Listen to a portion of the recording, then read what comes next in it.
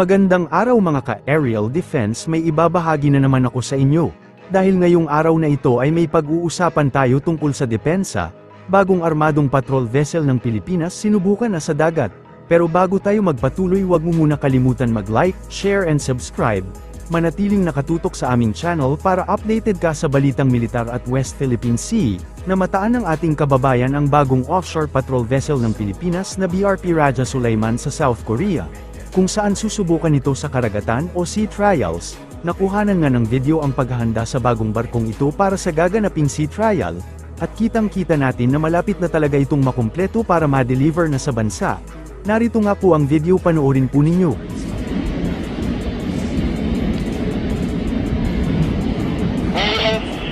Number 1, check 2. Yes, boy. Check on our stabilizer.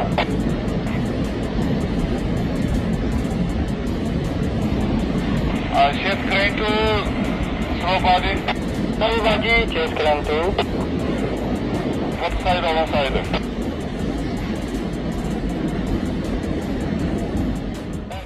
Matatandaan, pinasinayaan na ng Armed Forces of the Philippines ang bagong offshore patrol vessel na BRP Raja Sulaiman sa Ulsan, South Korea nitong Miyerkules 11 ng Hunyo. Dumalo sa isinagawang launching ceremony si AFP Chief General Romeo Bronner Jr., at Hyundai Heavy Industries Chief Operating Officer at Senior Executive Vice President Ju Won-ho. Sa isang statement, sinabi ng AFP na nagpapakita ang event na ito ng malakas na partnership sa pagitan ng Pilipinas at South Korea sa pagpapahusay pa ng maritime security at self-reliant defense capabilities.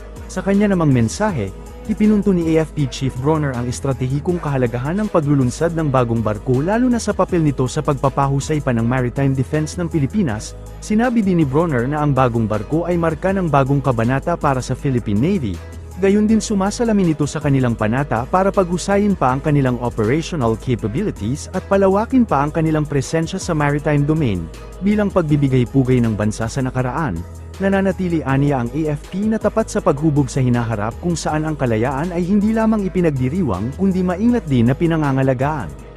Inulit ni Philippine Coast Guard spokesperson for the West Philippine Sea ang paninindigan ng gobyerno sa usapin ng West Philippine Sea, partikular sa pagtataguyod ng legal at diplomatikong paraan ng pagresolba sa mga isyong maritime. Sinabi ni Commodore J. Tariela, na ang gobyerno ng Pilipinas, sa pamumuno ni Pangulong Ferdinand Marcos Jr., ay patuloy na iginigiit ang kanilang mga karapatan sa soberanya sa West Philippine Sea batay sa internasyonal na batas, kabilang ang 2016 Arbitral Award sa ilalim ng United Nations Convention on the Law of the Sea. Sinabi niya na ang mga aksyon ng gobyerno ay hindi naglalayong magbunsod ng hidwaan ngunit upang itaguyod ang legal at diplomatikong paraan sa pagtugon sa mga isyong maritime. Sinabi ni Tariela, na nagbabala sa publiko laban sa disinformation sa social media at fake news na naglalayong takutin ang mga mangingisdang Pilipino at pahinain ang pagsisikap ng gobyerno. Binigyang diin ni Tariela na ang posisyon ng gobyerno ay naglalayong protektahan ang mga karapatan ng mga susunod na henerasyon na ma-access at makinabang mula sa West Philippine Sea. Aniya, magpapatuloy ang presensya ng PCG sa lugar upang matiyak ang kaligtasan ng mga mangingisdang Pilipino at protektahan ang pambansang interes. Tinalakay din ni Tariela bilang personal sa hamon na kinakaharap niya bilang tagapagsalita ng PCG, na sinabi na siya ay naging target ng mga online na pag-atake na idinisenyo upang sirain ang kanyang kredibilidad, partikular na mula sa mga account na pro-China. Ibinahagi niya na bagamat ang mga pag-ataking ito sa una ay nakaapekto sa kanya, pinili niyang manatiling nakatuon sa kanyang mga responsibilidad at sa pangunahing misyon ng pagtatanggol sa soberanya ng Pilipinas. Muli rin niyang pinagtibay ang kanyang pangako na suportahan ang mga pagsisikap ng pamahalaan sa paggigiit ng mga karapatang pandagat nito, at patuloy na ipaalam sa publiko batay sa mga napatunayang katotohanan at legal na mga balangkas. Well, alam niyo ma'am, no?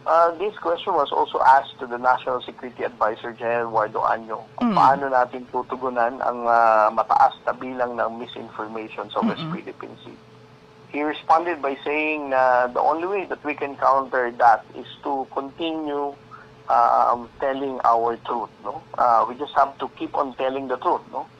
Para sa akin, ito ang pinakamahalagang weapon natin in countering misinformation and fake news, no? As we narrate our stories in the West Philippine Sea, ito po ay laging may kaukulang resibo. It is always supported with photos, videos, and we have embedded journalists, no? that can be able to amplify and to share and spread our factual narrative. Alam naman natin na dito po sa Pilipinas, tayo ay mayroong karapatang malayang mamahayag para sa atin po mga journalista at media reporters. So, anything that they publicize is already amplification of our factual narrative, no? Hindi natin sila kailangan diktahan, hindi natin sila kailangan sabihan kung anong storya nila. Alam nila ang nangyari dito, and for us, that's the only way that we can counter this disinformation. Maraming salamat, Commodore J, no? Ito na lang, isang katanungan. Ano ho ang so far ang mga biggest challenges na inyo pong kinaharap sa inyong role bilang spokesperson ng Philippine Coast Guard dito sa West Philippine Sea? Well, alam niyo ma'am, no, ang siguro pinaka-challenging na naging pagsubok ko sa pagiging spokesperson is that I was also targeted by trolls, no, for them to destroy my credibility and reputation. Initially, I took it very sad, no, and disappointing. But eventually, I realized na, I just have to move on sa mga ganitong paninira sa akin ng social media trolls, lalo na yung tumutugon sa pro-China, no. So other than that, I don't think that we have other challenges na kinakaharap dito sa pagiging spokesperson ng West Philippine Sea. Dahil alam naman natin, ang ating pong gobyerno mula kay Pangulong Bongbong Marcos hanggang sa ating pong pinakamababang miyembro ng gobyerno na tumutugon sa ating pagtindig sa West Philippine Sea ay nagkakaisa tayo, no? The whole of government is supportive of our fight in the West Philippine Sea. So wala po tayong ganong kalaking problema, no, sa paggampan ko sa aking trabaho bilang West Philippine Sea spokesperson.